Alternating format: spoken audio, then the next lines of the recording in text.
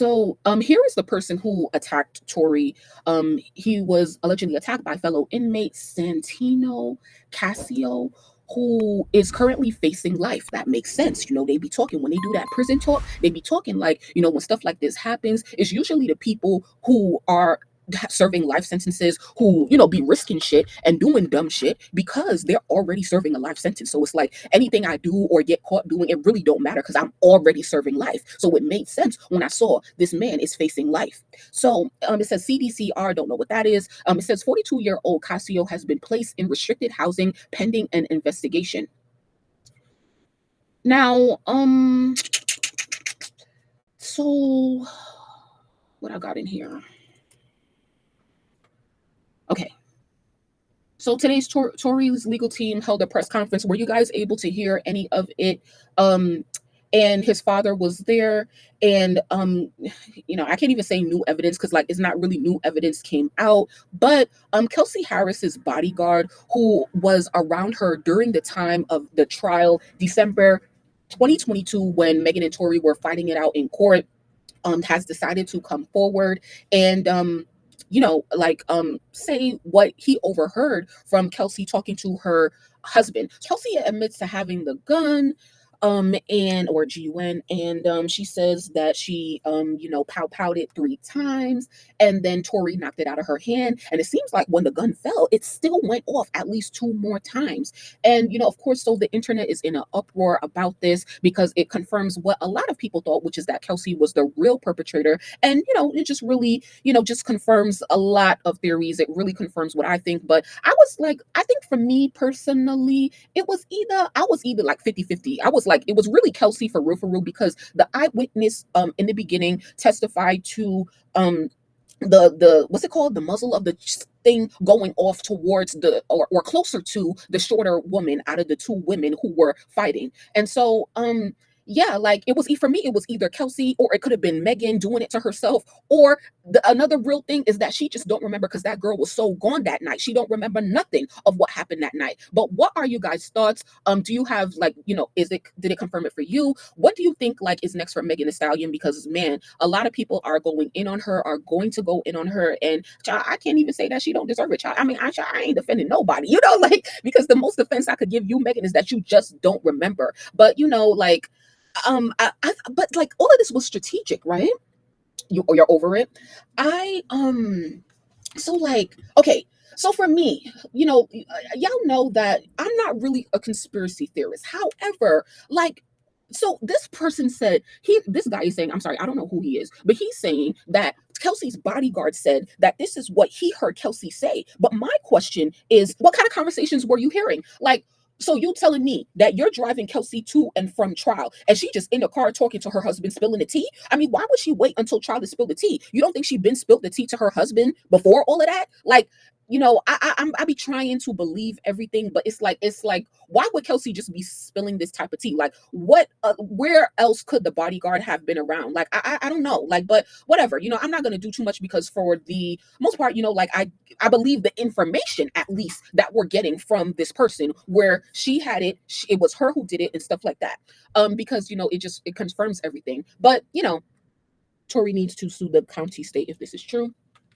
I just wish she would have been honest and said that she didn't recall, but she was so sure. Yeah, I pointed the finger at Tory. The bodyguard didn't participate in the trial, right? Well, this is Kelsey's bodyguard, so he wasn't there that night. They just say that this person was driving Kelsey to and from the trial during the trial. It was Tory's bodyguard who was there that night who did not show up to the trial, who went missing up until like the last minute is when he came out. And then Tory's team didn't really want him to testify because the trial would have had to spill over till after the holiday period, till after Christmas. And it seemed like Tory was confident in his case and what his defense presented, in that he wouldn't have been convicted. So he felt like, oh, we don't really need my security's testimony. But so yeah, we never really heard from him or whatever. I think his name was Quan or Jaquan or something. But so this is Kelsey's bodyguard. So this is a whole person, and this is only hearsay. This is what the bodyguard is saying. This is what I heard Kelsey say. Okay, so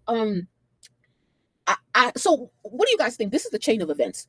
Tory gets attacked. What was that? Yesterday. Today they have a press conference talking about this new hearsay that they've gotten or whatever. And then I don't know if it's a decision is supposed to come through or what other steps that they have to take in order for his appeal to go through and a decision to be made on that. What do y'all think? Do y'all think that this is just a coincidence that he gets attacked and then this press conference and then new information? Or do you think that, like, how people be alleging that, Rock Nation be, just making like scenarios happen? Do you guys think that this is Tory's team making something happen for his to really have a case for his appeal? I don't know if I said that right, but yeah, it's a lot going on. It's definitely one hell of a coincidence. It's a lot going on. So I wish Tory the best of luck either way. Tory, I don't feel like Tory should be locked up for this. He should definitely be set free. But Tory, you got to come out of this street mentality for real, because had you really spoken up for yourself, we possibly could have not been here.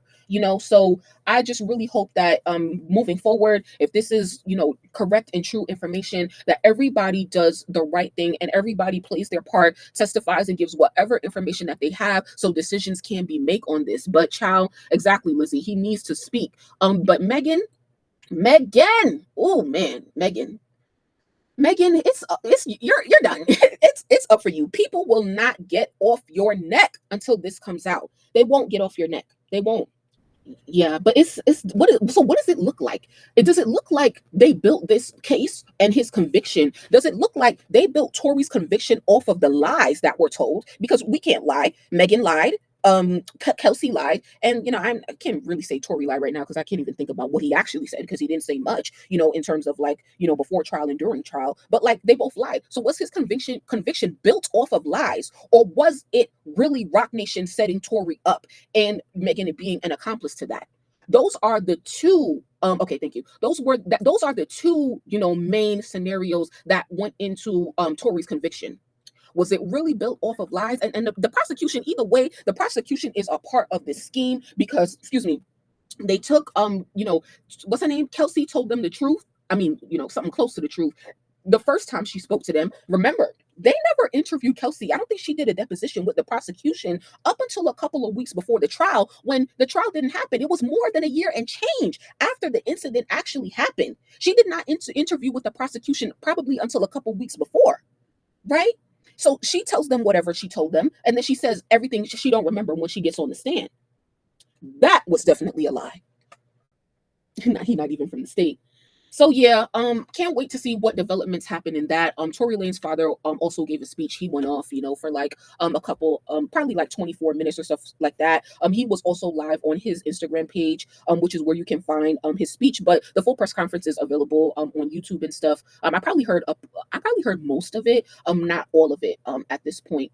But yeah, I wish everybody luck in the matter. Megan Thee Stallion, child, it's never going away. And the least I could do is say to her is like, I'm sure that this is, regardless of like if she lied or not, I'm sure like on a very basic level, it's like, dang, like I can never get away from this. Like I can't get away, regardless, it's coming back on her, right? But it's like, yo, like as long as he continues to suffer, bitch, you gonna continue to suffer. Like this is never going away. So anyway, thank you so much for listening to that. If you made it to this far into the video, please make sure you like it and subscribe for more updates.